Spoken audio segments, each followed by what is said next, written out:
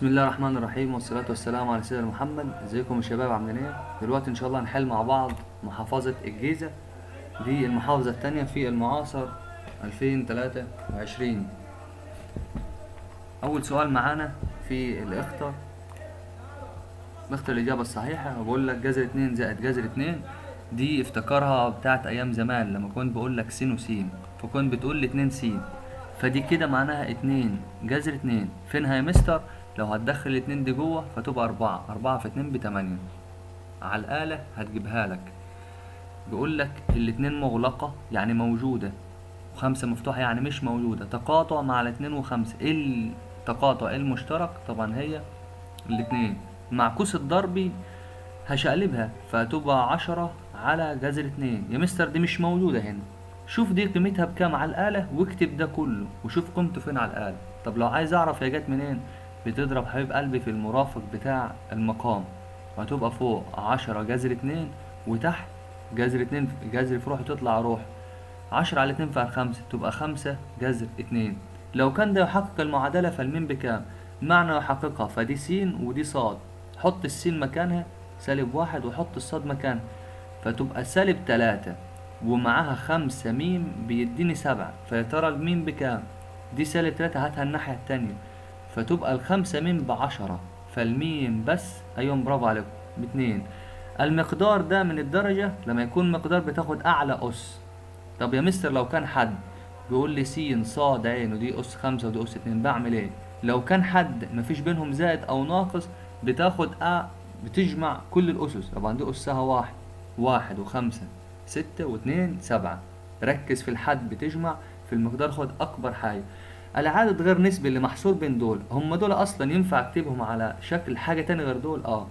يعني التلاتة هي يعتبر جذر 9، والأربعة هي جذر 16. ايه اللي محصور بينهم؟ ايه اللي بين جذر 9 وجذر 16؟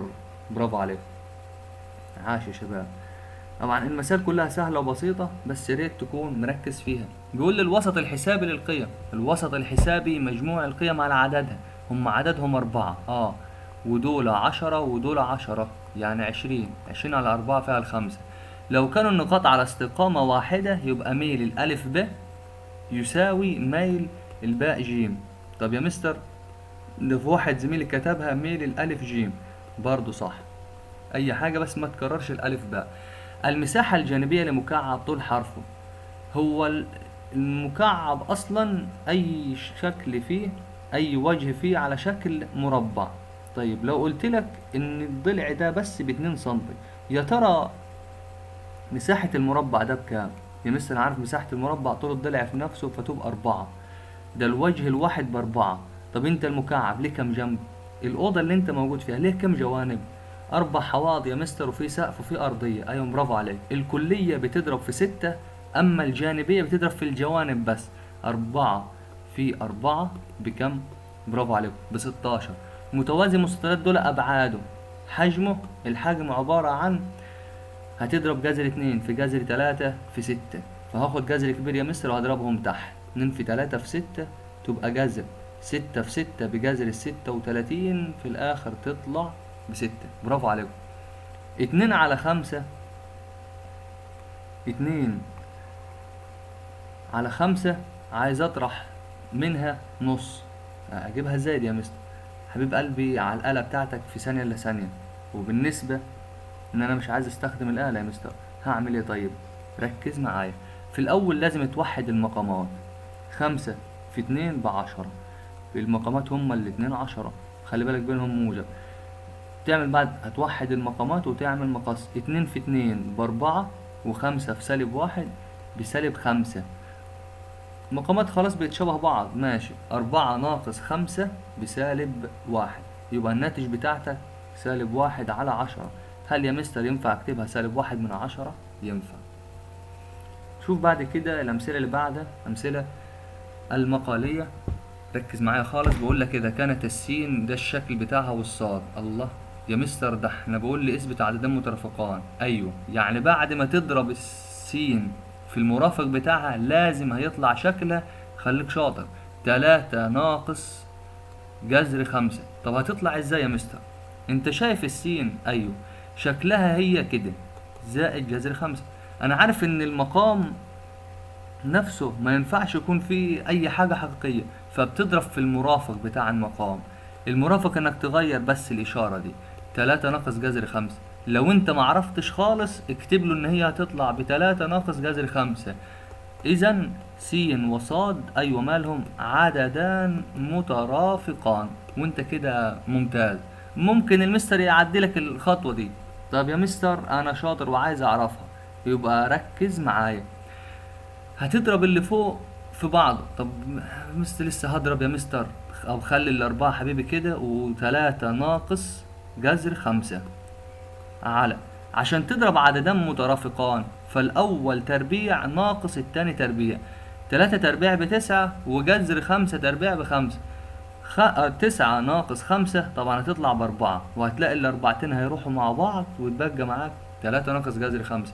طب يا مستر ده بيقول لي اوجد السين تربيع والصاد تربيع، هل هفضل اجمع واضرب واعمل اس لكل حاجه فيهم؟ طبعا لا. ركز خالص عشان هنا يقع الابطال. س تربيع زائد صاد تربيع دي دارسينها بالتفصيل خالص في سنه اولى اعدادي. دي هتفكها حبيب قلبي لسين، تفكها لسين زائد صاد الكل تربيع ناقص 2 س صاد. طبعا اتشرحت قبل كده في كتير من المواقع. فانا افهم من كده يا مستر ان انا محتاج اشوف جمعهم. س زائد صاد اي عددين مترافقين لما تجمعهم 2 في الحد الاول 2 في 3 ب6. طب اي عددين مترافقان حاصل ضربهم يا مستر حالا، ده انا لسه كنت ضاربهم وطلعوا معايا. ايوه برافو عليك، طلعوا معايا ب4. هتاخد بس السين زائد صاد وتحط مكانها 6 ناقص السين في صاد مكانها 4، بس كده. برافو عليك. هتبقى 36 ناقص 8 تطلع معاك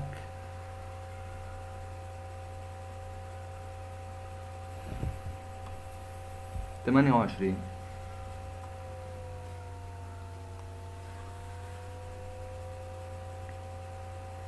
اللي بعده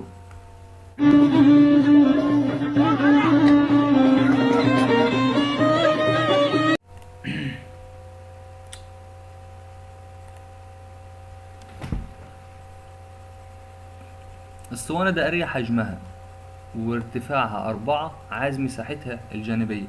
فأنا عارف إن الحجم بتاعها بيساوي مساحة الدايرة في عين. مساحة الدائرة اللي هو باي في نق تربيع في الارتفاع. الحجم هو مدولك بكم؟ برافو عليك، 64 باي، اللي هو بيساوي المفروض الباي في نق تربيع في العين اللي هي 4. هتلاقي كده، بص ركز معايا في الاختصارات مهمة، لو نسيت حاجة في الاختصارات المسألة هتروح منك. هتلاقي الباي هيروح مع الباي، هقسم على 4 تبقى دي تبقى 16، فالنق تربيع ب16، فنصف القطر يطلع ب4. برافو عليك. نصف القطر النق ب4. أنا عايز المساحة الجانبية، فالمساحة الجانبية بتاعتك محيط الدايرة في عين. ركز، مساحة الجانبية المحيط في عين، الحجم نفسه المساحة في عين. مسائل سهلة وبسيطة ومكررة في كتير من الامتحانات. فكل اللي بعمله يا مستر محيط الدايرة اللي هو 2 في باي في نق، 2 باي نق في عين، اللي هي مستر طول القطر في باي في عين. انا عندي نصف القطر بكام؟ ب4، يعني 2 في 4 في باي في الارتفاع اللي هو 4. 4 في 4 ب16، 16 في 2 ب32 سنتيمتر مربع. ودي كده جانبية. اثبت ان الخط تقع على استقامة واحدة. يا مستر ده لسه عدت علينا استقامة واحدة، ان محتاج دي رقم الف ا، محتاج اجيب ميل الالف باء واجيب ميل الباء جيم، اي واحد فيهم زي ما انت تحب عادي. المفروض في الاخر هتقول له بما ان ميل الالف ب ده بيساوي ميل الباء جيم، يبقى اذا الف وباء وجيم تقع ايوه على استقامة واحدة. دي كده تظبيط الشغل من قبل ما ابدا. طب لو عايز ابدا يا مستر بعمل ايه؟ انا عارف ان الميل بيساوي على الاقل بتكتبها مرة فرق الصادات على فرق السينات. فرق يعني في ناقص عشان ما تتلخبطش، وارجع عبي السين والصادات بتاعت اللي انت عايزه. انا هجيب يا مستر الالف والباء، حط فوق الصادات اللي هي 2 و3، برافو، 2 3، حط تحت السينات اللي هي 1 - 1. نكمل، 2 - 3 -1، سالب في سالب دي بموجب، 1 و1 2، فميل الألف باء طلعت بسالب نص. هنجيب ميل الباء والجيم، الباء والجيم هتحط فوق الصادات 3 والصفر، وهتحط السينات -1 و5. 3 - 0 ب3، خسران 1 وخسران 5، خسران 6. لما تختصر على 3 فيها الواحد والتلاتة فيها -2، بقت برضه سالب نص. إذا مالهم ميل الألف باء يساوي ميل الباء جيم، يبقى إذا على استقامة واحدة. هنحل دلوقتي رقم باء. رقم باء بيقول اوجد مجموعة حل المتباينة دي. هحلها ازاي يا مستر؟ انا عارف ان 2 س - 1 اكبر من او يساوي 7، محتاج اتخلص من -1، فهتضيف 1 لكل الاطراف، تلاقي ال2 س اكبر من او يساوي 8. محتاج تتخلص من الاتنين، ايوه برافو الناس اللي مركزة، هتقسم عليها، يبقى الس اكبر من او يساوي ال4. ولما تيجي ترسمها على خط الاعداد، ادي الملا نهاية وادي السالب ما لا نهاية وادي كمان يا مستر ال4. هعمل ايه؟ بدل ما بقول لك معاها علامة اللي يساوي دي ركز، يبقى اكيد هتكون مغلقة. اكبر من امشي ناحية الكبير، لو قال لي اصغر من همشي ناحية الصغير. وبكده انتهت المسألة. اللي بعدها بيقول لي اوجد مجموعة الحل في حاء. الله، اعمل لي هادي يا مستر، دي صعبة، دي مش معرف. ركز كده وامشي مع المسألة واحدة واحدة، وإياك بكرة تروح تقول لي حاجة صعبة، هتلاقي كله سهل بإذن الله. ال5 - 2 الكل أس 3، سيبها، انت مش معاك هنا -22. طب لو راحت على ال5، طب ما هتبقى مستر 27، ما سهلة دي أنا عارفها. طب لو معاك أس 3 وعايز تتخلص منه، هتقول ايه؟ هاخذ يا مستر الجذر التكعيبي، برافو عليك. فبقت ال5 - 2 بكم؟ جذر التكعيبي لل27 ب3. فبقت ال5 س بتساوي، هتروح لاختها هتبقى 5، ال5 س ب5، فالسين طلعت بواحد، برافو عليك. طبعا الواحد دي تنتمي للأعداد الحقيقية، ما تنساش تكتب له ان مجموعة الحل 1. يعني لو عايز اتأكد في الآخر يا شباب على فكرة من المسألة دي، ان السين هتطلع بواحد، حطها هنا بواحد. 5 في 1 ب5، 5 - 2 3، تكعيب ب27 - 22 تطلع ب5. دي لو حابب انت تتأكد من المسألة، او ممكن تكتبها على الآلة بتاعتك. في الاختصارات بأسهل ما يكون مسألة مضمونة. شايف الرقم ده أقل حاجة موجودة؟ يبقى لازم الأرقام اللي موجودة عندي دي والأعداد دي تكون حاجة ومضروبة في 2.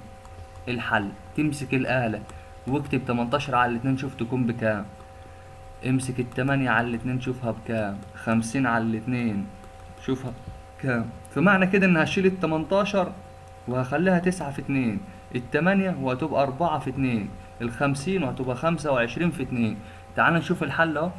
2 جذر، هو بيقول لي هنا بدون استخدام الآلة، ولو كتبتها هتطلع لك بالآلة، ولكن عايز اضحك عليه. ادي ال2 وال18 اخليها، برافو مكتوبة، اتكلم معايا. ناقص جذر 4 في 2 ناقص جذر 25 في 2 ناقص جذر 2. حل كده، التلاتة هتطلع بكام؟ التسعة دي هتطلع بكام بره؟ تطلع مستر ب3، 2 في 3 ب6. الأربعة دي هتطلع بكام؟ ب2، 2 جذر 3. 25 هتطلع ب5 ناقص جذر 2. جمع الحاجات دي، طبعا كله بالسالب. 6 - 2 4، 6 - 2 4، 4 جذر 2 ناقص 5 جذر 2 تبقى سالب جذر 2، وسالب جذر 2 يبقى سالب 2 جذر 2. مسألة ده حلها في الآخر.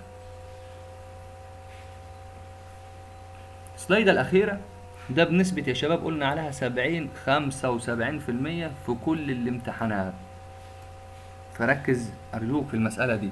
أول ما تشوف مسألة شبه دي حلها من أتفه ما يكون. بفتح جدول مكون من 4 خانات. بفتح جدول أيوه من كام خانة؟ من 4 خانات، برافو عليكم. اول واحد ده اسمه المجموعات الاساسية، وده اسمه مركز المجموعة، وده التكرار واخيرا من في كاف. ايوه يا مستر، وانا عايز اجيب ايه اصلا؟ محتاج اجيب الوسط الحسابي. طب ما انا عارف ان الوسط الحسابي ده بيساوي مجموع ميم في كاف على مجموع الكاف. خلي بالك ده تظبيط الشغل، انت لسه بتبدأ وانا اهو من غير ما اعرف. طب ما مجموع التكرارات يا مستر ب10، برافو عليك، خليها هنا 10 وهنا اخر خليهم 10. المجموعات والتكرارات مش هتتعب، هو اصلا مديهم لك، فانا لو معرفش حاجة هكتبهم. ادي 2 4 6 8 10. التكرارات هو برضو مديهالي 2 1 2 3 2. امال ميم ايه ميم يا مستر؟ دي يعتبر مركز المجموعة. يعني مركز البداية زائد النهاية على 2. بداية المجموعة 2 ونهايتها 4، اجمعهم مقسمة على 2، 6 على 2 فيها 3. برافو. كل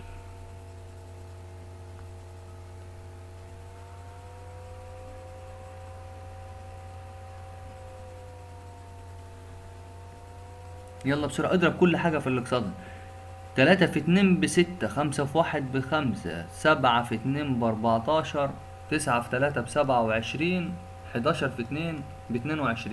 وارجع جمعهم كده ان التجميع بتاعتهم 74. 74 على 10 تبقى 7.4. وبكده انتهى معانا محافظة الجيزة.